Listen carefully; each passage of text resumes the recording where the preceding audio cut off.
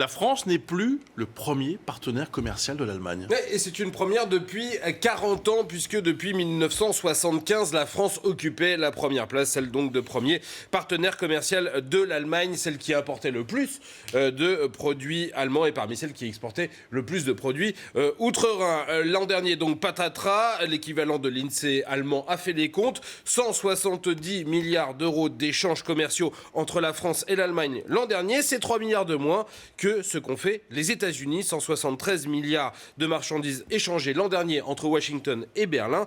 Et notamment, les États-Unis ont importé 114 milliards d'euros de produits allemands en 2015. Alors qu'est-ce qui explique qu'on se soit fait ainsi doubler ? Bien d'abord, la baisse de l'euro et la remontée du dollar qui font que les produits allemands sont moins chers qu'avant pour les Américains. Ensuite, la reprise économique aux États-Unis qui est automatiquement synonyme d'un boom de la consommation et qui accélère donc les importations, alors que chez nous, la croissance, elle reste atone et que donc le niveau de nos importations en provenance d'Allemagne n'a pas tellement évolué. Et puis, il y a la fameuse Deutsche Qualität, vous savez, la réputation des produits allemands et des entreprises allemandes, PME comprises, qui sont structurés pour exporter massivement. Alors, est-ce que c'est inquiétant pour le couple franco-allemand, dont la relation commerciale est l'un des fondements, celui que l'on vante très souvent? C'est un peu tôt pour le dire. En tout cas, ce n'est pas le seul élément, mais tout n'est pas perdu, parce que si la France n'est plus le premier partenaire commercial de l'Allemagne, l'inverse sera vrai.